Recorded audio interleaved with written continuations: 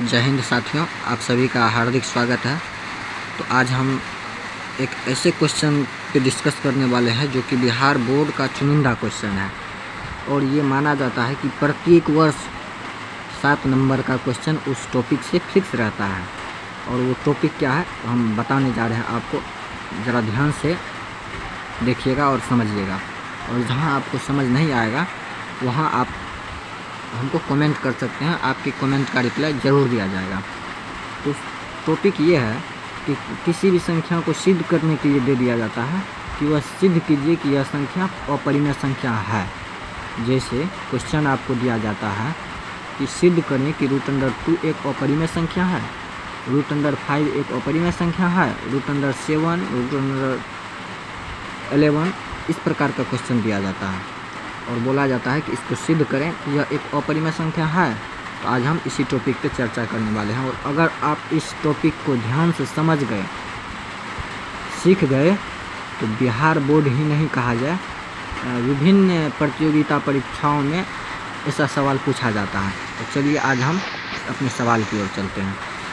तो देखिए साथियों, क्वेश्चन है कि सिद्ध करें कि √5 एक अपरिमेय संख्या है।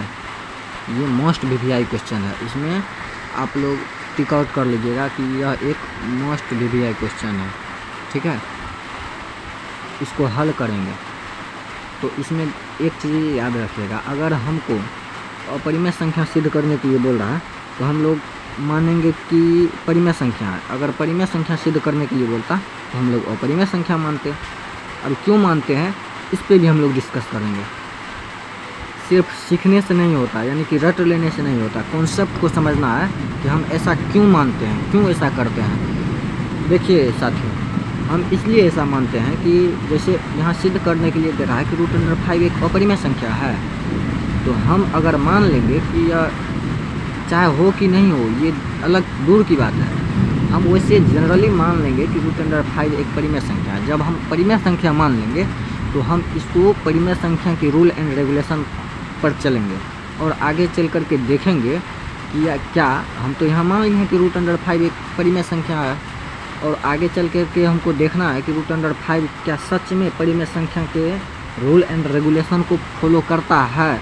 अगर फॉलो करेगा तो परिमेय संख्या होगा, अगर फॉलो नहीं करेगा तो वह परिमेय संख्या नहीं होगा। और जो संख्या परिमेय संख्या नहीं होता है, आप सभी को पता है कि वह संख्या अपरिमेय संख्या होता है। तो चलिए हम लोग मान लेते हैं कि माना कि √5 एक परिमेय संख्या है। और परिमेय संख्या का डिफिनेशन क्या है आप सभी को भली भांति ये पता होना चाहिए, क्योंकि ये इस टॉपिक से ऑब्जेक्टिव में भी 2-3 मार्क का क्वेश्चन पूछा जाता है। अगर मिला जुला कर कहें तो बिहार बोर्ड में परिमेय और अपरिमेय संख्या से कम 10 से 12 क्वेश्चन पूछा जाता है। और वो भी हम आपको बताएंगे अगले नेक्स्ट वीडियो में, कि उसमें दे देगा कि 2 परिमेय संख्याओं के बीच कितनी अपरिमेय संख्या रहता है, 2 परिमेय संख्याओं के बीच की यानी कि मिडिल की परिमेय संख्या बताएं, 2 अपरिमेय संख्या के बीच की अपरिमेय संख्या बताएं, 2 अपरिमेय संख्या के बीच कितनी अपरिमेय संख्या रहती है। इस टाइप के क्वेश्चन भी पूछे जाते हैं। मिला जुला कर कहें तो 10 से 12 नंबर का क्वेश्चन पूछा जाता है इस टॉपिक से। तो हम इसका एक झलक डेफिनेशन देख लेते हैं कि परिमेय संख्या उस संख्या को कहते हैं, यानी कि इसकी डेफिनेशन ये है कि परिमेय संख्या जिस संख्या को P/Q के रूप में लिखा जाए, साथ ही साथ जिसका यानी कि जहाँ P और Q का उभयनिष्ठ गुणनखंड केवल एक हो, यानी कि एक को छोड़कर उस दोनों का उभयनिष्ठ गुणनखंड कोई और नहीं हो सकता है। अगर एक को छोड़कर कोई और गुणनखंड हुआ, उभयनिष्ठ गुणनखंड हुआ, तो वह संख्या परिमेय संख्या नहीं है, अर्थात अपरिमेय संख्या हो जाएगा। और हम लोग यही चेक करेंगे कि क्या √5 का एक से अधिक उभयनिष्ठ गुणनखंड है। अगर एक से अधिक उभयनिष्ठ गुणनखंड हो गया तो यह परिमेय संख्या नहीं होगा, अर्थात अपरिमेय संख्या हो जाएगा। और अगर केवल एक ही उभयनिष्ठ गुणनखंड होगा तो यह परिमेय संख्या सिद्ध हो जाएगा। साथ ही साथ Q नॉट इक्विवेलेंट टू 0 होता है, यानी कि Q यानी कि हर जो है, Q को हम लोग हर के रूप में लिखे हैं और P को अंश के रूप में। तो Q नॉट इक्विवेलेंट टू 0 यानी कि हर कभी भी 0 के रूप में नहीं होना चाहिए, ठीक है। जैसे आप बोलिएगा परिमेय संख्या कौन है, तो हम लिख सकते हैं 6, इसको लिख सकते हैं 6/1, इसको हम लिख सकते हैं 6/1, यह परिमेय संख्या है। इसी प्रकार से हम लोग देखेंगे। और रूट अंडर अब हम यहाँ लिख सकते हैं कि 6/0 को लिख सकते हैं परिमेय संख्या, कभी नहीं लिख सकते हैं। क्यों? क्योंकि इसके हर में, यानी कि हर जो है ये हर में 0 है, और यहाँ क्या कह रहा है कि Q नॉट इक्विवेलेंट टू 0, हर कभी भी 0 नहीं होना चाहिए। तो चलिए आगे की तरफ हम लोग चलते हैं, क्योंकि वीडियो थोड़ा लंबा हो जाएगा। अब प्रश्न से हम चल रहे हैं कि दोनों तरफ वर्ग करने पर, दोनों तरफ कहाँ वर्ग करने पर, समीकरण ये है एक, समीकरण एक ये है, तो इसी में हम लोग दोनों तरफ वर्ग करेंगे, और इसी में दोनों तरफ वर्ग करेंगे तो हम लोग देखते हैं क्या होता है। अगर 5 में हम लोग दोनों तरफ वर्ग कर देते हैं, सॉरी √5 और p/q के दोनों तरफ वर्ग कर देते हैं, तो √5 का स्क्वायर क्या हो जाएगा, तो 5 हो जाएगा, जो कि हम यहाँ लिखे हुए हैं। और p/q का अगर स्क्वायर करेंगे तो क्या हो जाएगा, p²/q² हो जाएगा। ठीक है। अब आगे हम लोग देखते हैं कि अगर मैं कहूँ कि आप सभी को बीजगणन आता होगा, उसी प्रकार से हम लोग यहाँ देखे हैं कि क्रॉस मल्टीप्लिकेशन की है, यानी कि अगर 5 बराबर p²/q² लिखे हैं, तो हम यहाँ देख सकते हैं कि ये ऐसे चले जाएगा, ये ऐसे चले जाएगा, और यहाँ 5 के नीचे में कुछ नहीं है तो 1 है, तो ये इससे गुना हो जाएगा। तो हम यहाँ लिख सकते हैं कि p² बराबर क्या लिख सकते हैं, आप लोग बताइए तो। p² बराबर क्या लिख सकते हैं, p² बराबर हम लोग लिख सकते हैं 5q², क्योंकि ये दोनों गुना हो जाएगा, p और 1 गुना हो गया तो 5 और q गुना हो जाएगा, तो हो जाएगा 5q², 5q² हो गया। अब हम लोग आगे देखते हैं कि अगर ये दोनों आपस में p² बराबर 5q² हो गया, तो हम ये भी तो लिख सकते हैं कि p² बराबर अगर ये ये 5 इस साइड गुना में है, इस साइड आएगा तो ये भागा में हो जाएगा, तो हम यही लिखे हैं। अगर 5 इस साइड गुना में है तो इसको इस साइड लाएंगे तो ये भागा में हो जाएगा, तो p²/5 बराबर q² हो गया।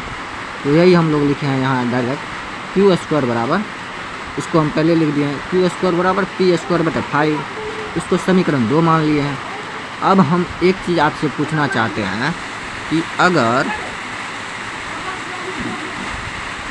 2 का क्यूब या 2 का स्क्वायर बटा 2, यानी कि हम पूछ रहे हैं कि 2²/2 क्या 2 से विभाजित है। आप बोलिएगा 2² यानी कि 4 2 से विभाजित है, 4 2 से कट जाता है। अब हम पूछेंगे कि क्या, इसको छोड़ दीजिए, इसको अब हम छोड़ देंगे। अब पूछेंगे आपसे कि केवल बताइए कि 2 से विभाजित है, तो आप बोलिएगा यस, विभाजित होगा। उसी तरह से हम यहाँ लिखे हैं कि p²/5 अगर हम लिखे हैं यहाँ, तो इसको हम दर्शा सकते हैं कि चूँकि p² 5 से विभाजित है, तो p² 5 से विभाजित है कि नहीं है। अगर p² 5 से विभाजित है तो यहाँ तो p गुना p है, 2 ठो p अगर 5 से विभाजित है तो 1 ठो p आराम से 5 से विभाजित होगा। वही हम लोग यहाँ लिखे हैं कि p भी 5 से विभाजित होगा। ऐसा क्यों कर रहे हैं आपको आगे बताएंगे, इतना तो करना ही है। अब आगे चलिए हम देखते हैं। आगे कह रहा है कि पुनः, यानी कि फिर हम लोग माने हैं, सवाल में एक बार तो मान चुके हैं इसलिए फिर माने हैं। पुनः का मतलब फिर, माना कि p बराबर 5m। अच्छा, 5m हम क्यों माने हैं, यहाँ हम 7m भी मान सकते थे, 10m भी मान सकते थे, लेकिन 5m क्यों माने हैं, क्योंकि यहाँ सिद्ध करने के लिए हमको बोल रहा है कि √5, इसीलिए p बराबर 5m लिखे हैं। अगर यहाँ 7m √7 को सिद्ध करने के लिए बोलता तो हम p बराबर 7m लिखते, √3 को सिद्ध करने के लिए बोलता तो हम p बराबर 3m लिखते। तो हम मान लिए यहाँ √5 को सिद्ध करने के लिए बोला गया है, इसीलिए हम मान लिए हैं कि माना कि p बराबर 5m। अब समीकरण दो क्या था, तो हम लोग एक झलक देख लेते हैं। समीकरण 2 था q² बराबर p² बटे 5। क्या था, q² बराबर p² बटे 5। तो हम उसी को लिखे हैं कि q² बराबर, देख लीजिए, q² बराबर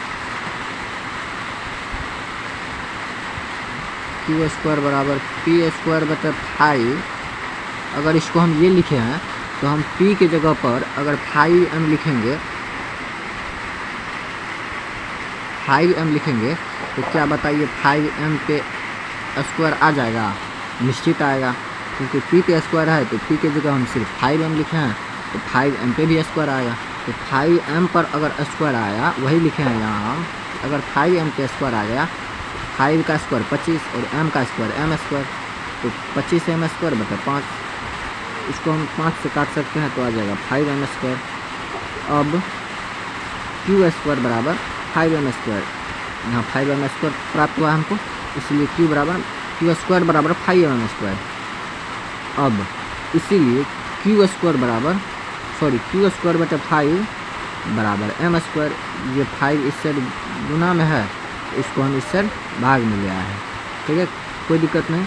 अब फिर यहाँ वही वाली बात, ये p² बटे 5 था तो हम लिखे थे कि p² 5 से विभाजित है, तो p भी 5 से विभाजित होगा। इसी तरह यहाँ भी लिखेंगे, चूँकि q² 5 से विभाजित है तो q भी 5 से विभाजित होगा, और ये आपको लिखना पड़ेगा, वैसे 5 मार्क नहीं मिल जाएगा आपको, 5 मार्क का बहुत वैल्यू है। साथियों, आप सभी इस चीज़ को समझें कि हमको सब्जेक्टिव में इस तरह की भाषा लिखना ही पड़ेगा, अगर नहीं लिखते हैं तो मेरा मार्क कट जाएगा। तो हम देख लिए कि q² 5 से विभाजित है तो q भी 5 से विभाजित होगा, निश्चित ही होगा। अब हम एक बात बताइए कि परिमेय संख्या का डिफिनेशन क्या बताए थे कि p और q का इसका गुणनखंड जो था केवल 1 चाहिए, उभयनिष्ठ गुणनखंड 1 होना चाहिए केवल। उभयनिष्ठ गुणनखंड किसको कहते हैं, वैसा गुणनखंड जो दोनों में हो, तो एक इसमें भी है एक इसमें भी है तो उसको कहते हैं कॉमन गुणनखंड, उभयनिष्ठ गुणनखंड।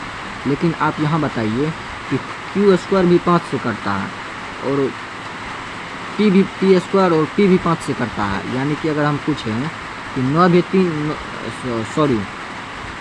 भी 3 से करता है और 6 भी 3 से करता है, तो क्या 9 और 6 का उभयनिष्ठ गुणनखंड 3 है, तो आप बताइएगा निश्चित है। उसी प्रकार से अगर p² भी 5 से करता है, q² भी 5 से करता है, यानी कि p और q दोनों 5 से करता है, तो हम कह सकते हैं p का भी गुणनखंड होगा 5 और q का भी गुणनखंड होगा 5। तो हम कह सकते हैं जब दोनों में गुण 5 है और दोनों 5 का गुणनखंड है, तो हम कह सकते हैं कि दोनों का उभयनिष्ठ गुणनखंड 5 भी है। और परिमेय संख्या का डिफिनेशन क्या कहता है, आप एक झलक देख लीजिए। परिमेय संख्या का गुणनखंड कहता है कि जहाँ p और q का केवल एक उभयनिष्ठ गुणनखंड हो। क्या कहता है कि जहाँ p और q का केवल एक उभयनिष्ठ गुणनखंड केवल 1 हो, और यहाँ हम लोग देखिए क्या पाते हैं तो p और q का केवल एक ही नहीं, एक को छोड़कर 5 भी है ना, एक को छोड़कर यहाँ 5 भी है इसका उभयनिष्ठ गुणनखंड। तो ये रूल को फॉलो नहीं किया। हम पहले बताए थे कि अगर रूल को फॉलो करेगा तो परिमेय संख्या होगा, और अगर रूल को फॉलो नहीं करेगा तो वह अपरिमेय संख्या होगा। तो क्या ये रूल को फॉलो किया? नहीं किया। तो अब हम लिखेंगे, क्योंकि सब्जेक्टिव है तो इसमें भाषा की बहुत बड़ी वैल्यू है, तो हम लिखेंगे अतः समीकरण 2 और 3 से यह निष्कर्ष निकला कि p और q का एक को छोड़कर भी उभयनिष्ठ गुणनखंड है, जो कि समीकरण 1 और 2 का जो कि समीकरण 1 का विरोधाभास करता है। समीकरण 1 क्या था? तो वही कि p और q का केवल एक गुणनखंड हो, उभयनिष्ठ गुणनखंड केवल 1 हो, और यहाँ 1 से अधिक आ रहा है, 5 भी आ रहा है, तो उसका विरोधाभास करते यानी कि उसको पालन नहीं करता है। तो हम कह सकते हैं अतः यह सिद्ध हुआ कि √5 एक अपरिमेय संख्या है। हम कह सकते हैं √5 एक अपरिमेय संख्या है। साथियों, उम्मीद करते हैं कि आप सभी को पूर्ण रूप से समझ में आ गया होगा। अब हम आप सभी को एक झलक बता दें कि अगर इसी की जगह रूट अंडर 3 को सिद्ध करने के लिए बोल देता तो हम लोग यहाँ मान लेते कि माना कि रूट अंडर 3 एक परिमेय संख्या है। रूट अंडर अगर 7 को बोलता सिद्ध करने के लिए तो लिख देते रूट अंडर 7 एक परिमेय संख्या है, और यहाँ रूट अंडर 7 बराबर p/q लिख देंगे। इसमें किसी भी तरह की दिक्कत नहीं होनी चाहिए। अगर आप एक समझदार स्टूडेंट है, आपके पास थोड़ा सा भी दिमाग है, तो आपको दिक्कत नहीं होनी चाहिए, क्योंकि मैंने बेसिक से आपको समझाने का प्रयास किया है, ठीक है। और यहाँ फिर 7 बराबर p² आ जाएगा, q² बराबर p² 7 आ जाएगा। p² 7 से विभाजित होगा तो p भी 7 से विभाजित होगा। इसी तरह से हम यहाँ भी मान लेंगे, अगर रूट अंडर 7 को सिद्ध कर रहे हैं तो मान लेंगे कि माना कि p बराबर 7m।